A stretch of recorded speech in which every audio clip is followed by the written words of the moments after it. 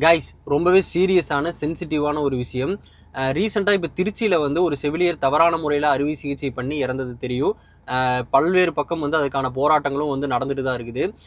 இன்னைக்கு பார்த்தீங்கன்னா அவங்களுக்கு வந்து அந்த செவிலியர் இறந்தாங்கல்ல, அவங்களுடைய சகோதரிக்கு வந்து வீட்டுமனை பட்டாவும் ப்ளஸ் வந்து அவங்களுக்கு தற்காலிக செவிலியர் வேலை வந்து கொடுத்துருக்காங்க. இது வந்து ரொம்பவே தவறான விஷயம். விஜய் அண்ணாவை நம்பி தான் எல்லாருமே ஓட்டு போட்டு நம்ம தேர்ந்தெடுத்திருக்கோம். இந்த விஷயத்தோட சீரியஸ்னஸ் வந்து அவர் கரெக்டான முறையில் கொண்டு போய் சேர்த்தாங்களான்னு தெரியல. இது எந்த விதத்துல நியாயம்? ஒரு போராட்டம் களம்ங்கிறது ஒரு இறந்ததற்கான ஒரு போராட்டம் பண்றாங்க அப்படின்னா அந்த பிரச்சனைக்கு தீர்வு கேட்டுதான் போராட்டம் பண்றாங்க. என்ன கேட்டா இதுவா தீர்வா அப்படின்னு கேட்டா இது தெரியல. இது தமிழ்நாட்டு முதலமைச்சர் அவர்கள் கவனத்துக்கு இது கொண்டு போனாங்களா என்னன்னு தெரியல. ஸோ வந்து இதை பத்தி என்ன நினைக்கிறது, என்ன சொல்றதுன்னு தெரியல.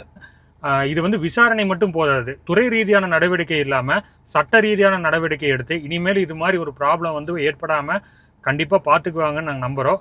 விஜயண்ணா மேலே நம்பிக்கை இருக்குது. ரொம்ப கடுமையான தண்டனையும் வாங்கி தரணும். அப்படி தந்தா மட்டும்தான் இது தொடராது. ஸோ வந்து ஒரே ஒரு விஷயம்தான், இதை முடிஞ்ச அளவுக்கு வந்து ஷேர் பண்ணுங்க.